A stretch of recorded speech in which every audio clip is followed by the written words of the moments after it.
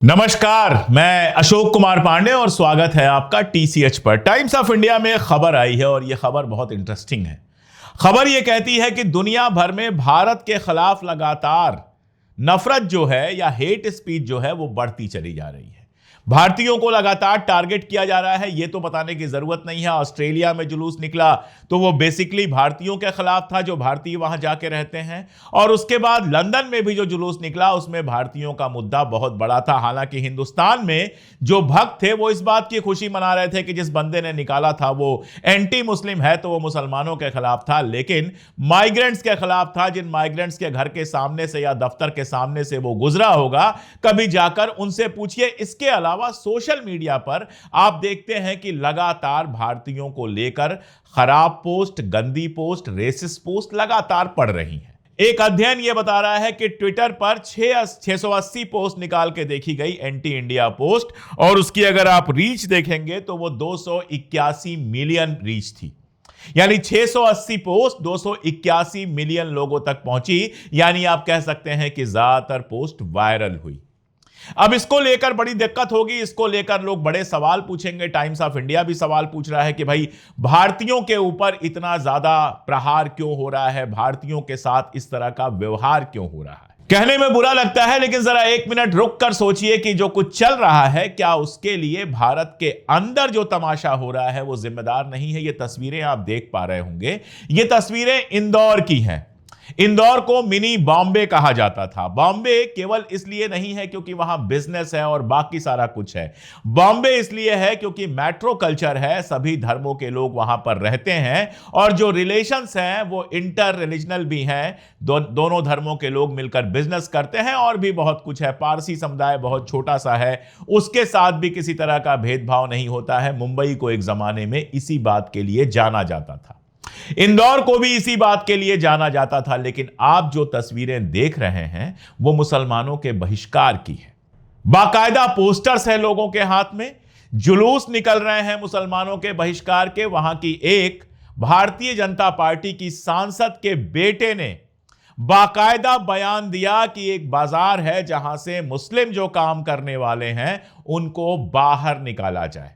मैंने पहले भी इस पर वीडियो किया था। 40 साल से जो लोग वहां पर काम कर रहे हैं, मतलब 15-16 साल की उम्र में काम शुरू किया, 55-56 के हो गए हैं, उन लोगों को दुकानों से निकाला जा रहा है। 40 साल में उनसे दिक्कत नहीं हुई, लेकिन अब जबकि बीजेपी की डबल ट्रिपल इंजन सरकार है तो उनसे दिक्कत हो रही है, उनको निकाला जा रहा है। और ये तो एक एग्जाम्पल है। आपको याद होगा कि मेरठ में एक घर बन रहा था, एक सोसाइटी बन रही थी, और उसमें यह आया कि केवल मुसलमानों को घर दिया जाएगा। उस पर तमाशा हो गया, कोर्ट में केस हो गया, जो बिल्डर था उसकी गिरफ्तारी की बात आ गई, क्या क्या हो गया। लेकिन थोड़ा पीछे जाइए, गुजरात से और बाकी जगहों से कितने किस्से हमने सुने हैं कि एक मुसलमान ने सोसाइटी में घर खरीद लिया और सारे लोग उस सोसाइटी के डॉक्टर, इंजीनियर, अफसर, पढ़े लिखे लोग, महिलाएं सड़क पे उतर गईं कि हमारी सोसाइटी में कोई मुसलमान नहीं रह सकता है। तो अगर मुसलमानों ने अपने लिए एक सोसाइटी बनाने की बात की तो वो अपराध हो गया। लेकिन हिंदुओं की किसी कॉलोनी में अगर किसी एक मुसलमान ने घर ले लिया तो वो भी अपराध हो गया। उसके खिलाफ जुलूस निकलता है, उन पर कोई कार्रवाई नहीं होती है, सरकार बिल्कुल खामोश रहती है। इंदौर की घटना देखिए, मुसलमानों के बहिष्कार का नारा सीधे सीधे संविधान के खिलाफ है, लेकिन पुलिस हाथ पे हाथ रख के बैठी रहती है। दिग्विजय सिंह खुद गए थे इस मामले में हस्तक्षेप के लिए, उसके बावजूद पुलिस कोई कार्रवाई नहीं करती है। विधायक के बेटे के खिलाफ पुलिस क्या कार्रवाई करेगी, और खासतौर पे तब जब सरकार उन्हीं की है।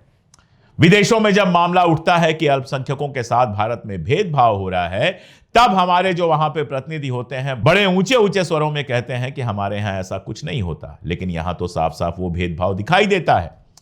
कोई कश्मीरी छात्र पढ़ने आता है और किसी बहाने उसको मार दिया जाता है, हाथ पांव तोड़ दिए जाते हैं, कभी सर तोड़ दिया जाता है, घायल किया जाता है, हर तरीके से परेशान किया जाता है। गरबा होता है तो आदेश निकाला जाता है कि कोई मुसलमान जो है उसमें नहीं आ सकता है, और उसके बाद गरबे के अंदर मुसलमानों की वेशभूषा पहन के घटिया डांस किए जाते हैं, मजाक उड़ाया जाता है। कितने एग्जाम्पल दूं मैं? मणिपुर का देख लीजिए, छोड़ दीजिए थोड़ी देर तक मुसलमानों को। मणिपुर में जाने कितने ईसाई मार दिए गए।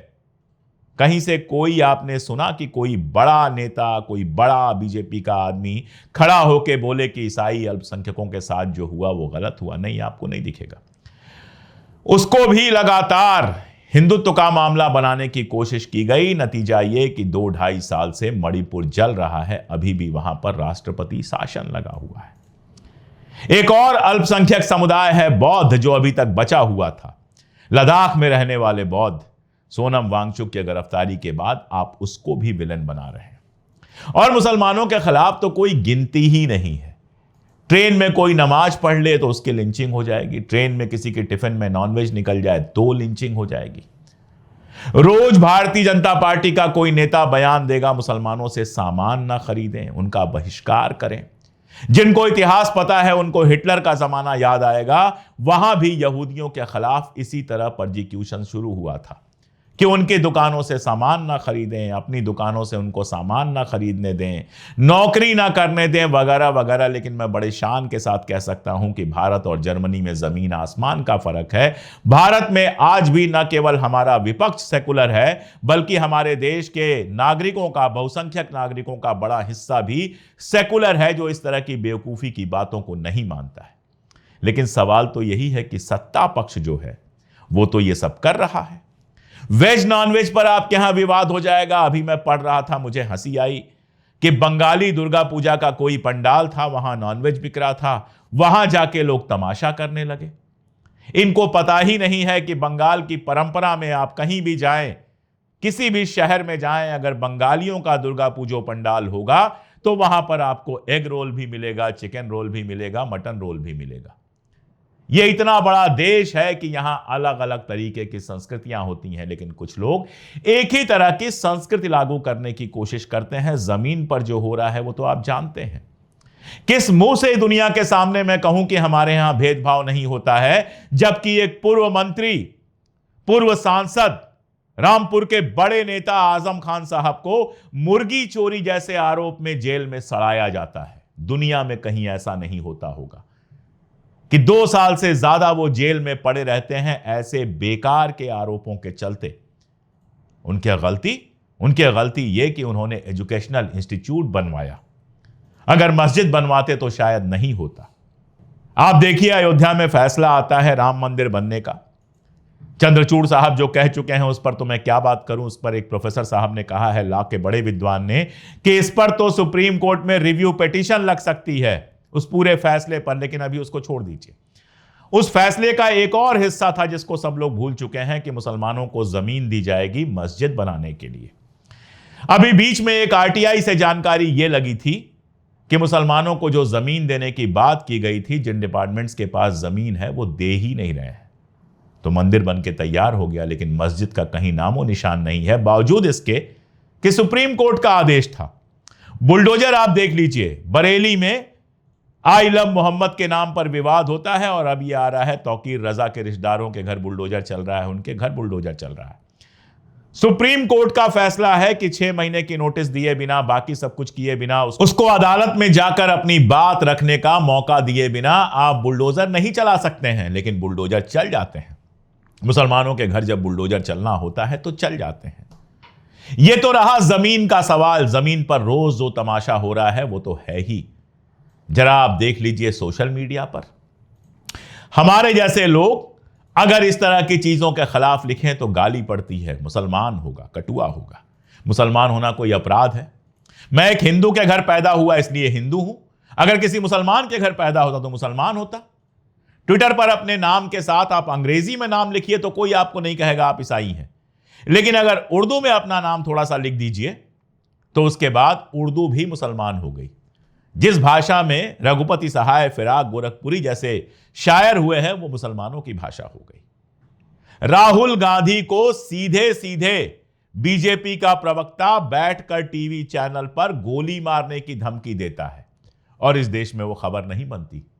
और वो तो बीजेपी का प्रवक्ता है, उसके अलावा कितने ही बीजेपी के ट्राल्स राहुल गांधी के लिए इस तरह की बातें लिखते रहे हैं कि जो तुम्हारी दादी का हुआ, जो तुम्हारे बाप का हुआ, वही तुम्हारा भी हाल होगा।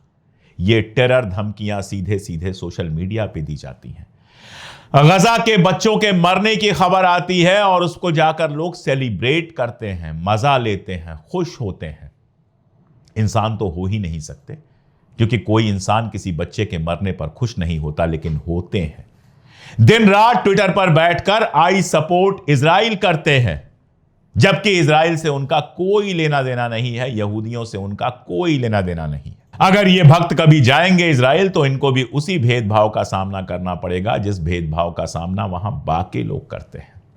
और इसके उलट पूरे मिडिल ईस्ट में हिंदुस्तानी भरे हुए हैं। ओमान में, दुबई में, सऊदी अरब में, कहां नहीं मिलेंगे आपको। छोटी से लेकर बड़ी नौकरियां कर रहे हैं और कभी इस तरह की कोई घटना सामने नहीं आती कि उनके साथ कोई परजिक्यूशन हो रहा हो, उनके साथ कोई भेदभाव हो रहा हो।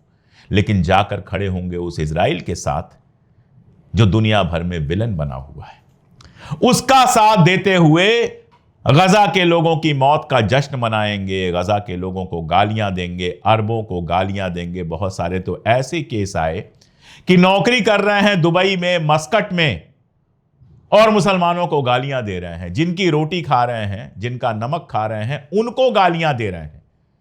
और आप ये बताइए कि सारी दुनिया जब ये देख रही है तो फिर आपका सम्मान कहां से करेगी।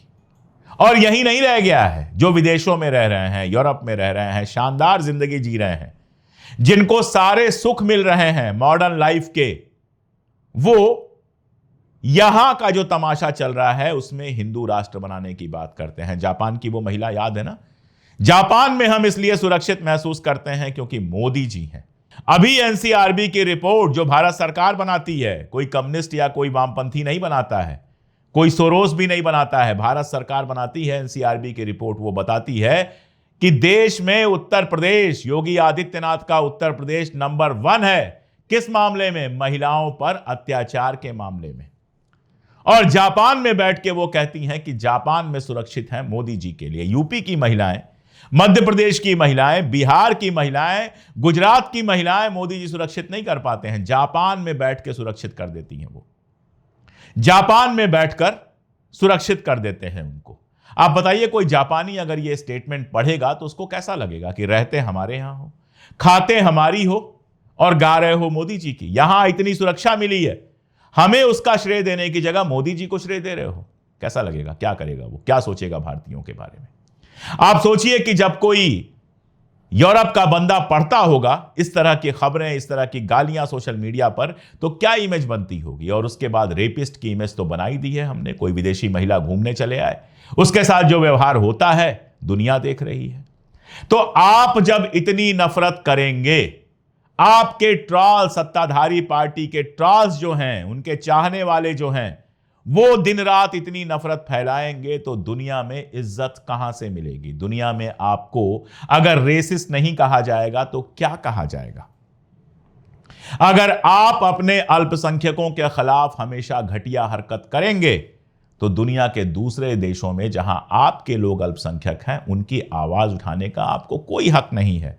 कल मैंने एक वीडियो पोस्ट किया था जो बांग्लादेश से आया था। वहां एक महिला कह रही है, शुभेंदु का नाम लेके कह रही है, शुभेंदु अधिकारी का नाम लेके कह रही है, बेसिकली वो बीजेपी के लोगों को कह रही है कि अपने यहां के लोगों की चिंता कर लो, हमारे लिए भौंकना बंद करो, बांग्लादेशी हिंदुओं के लिए भौंकना बंद करो, हम यहां के समाज के हिस्सा हैं। आपको बांग्लादेशी हिंदुओं की चिंता हो जाती है, झूठी खबरें चला देते हैं। पाकिस्तान के हिंदुओं की चिंता हो जाती है, दुनिया भर की चिंता हो जाती है। लेकिन जरा सोचिए कि आप अगर अपने अल्पसंख्यकों के साथ ऐसा गंदा व्यवहार कर रहे हैं, मुसलमानों के साथ, ईसाइयों के साथ, बौद्धों के साथ, सिखों के साथ, तो आप किस मुंह से दूसरे देशों में हिंदुओं के बारे में कोई सवाल उठा पाएंगे। जब आपने मुसलमानों को पाकिस्तानी, सिखों को खालिस्तानी, लद्दाखियों को चाइनीज बना दिया है, तो फिर दूसरे देशों में जो हिंदू रहते हैं वो कहां से सुरक्षित महसूस करेंगे। इस देश की इज्जत इसलिए थी क्योंकि यह देश सबको मिलाकर चलता था, अनेकता में एकता की बात करता था, हिंदू, मुस्लिम, सिख, ईसाई भारत में सब भाई भाई की बात करता था। उस इज्जत को मिट्टी में मिला दिया गया है। इसलिए दुनिया में डंका बज तो रहा है, लेकिन किसी मोदी का डंका नहीं बज रहा है, नफरत का डंका बज रहा है, भारत की सारी इमेज का सत्यानाश हो गया है और दुनिया डंका बजा के कह रही है कि यह देश जो है वो बलात्कारियों और हेटर्स का देश है, रेसिस्ट का देश है। अगर देश की इमेज बचानी है ना तो सबसे पहले ये हरकतें बंद करनी पड़ेंगी, वरना सीना पीटते रहिए कि देश की बेइज्जती हो रही है, साजिश हो रही है। लेकिन सच ये है कि 70 साल में देश ने जो सम्मान कमाया था, पिछले 14 सालों में उस सम्मान को कौड़ियों के दाम बेच दिया गया है, सिर्फ इसलिए कि भारतीय जनता पार्टी नफरत की राजनीति करके चुनाव जीतती रहे। बताइएगा इससे कितना देश का फायदा है और कितना देश का नुकसान। आज के लिए इतना ही, बहुत शुक्रिया।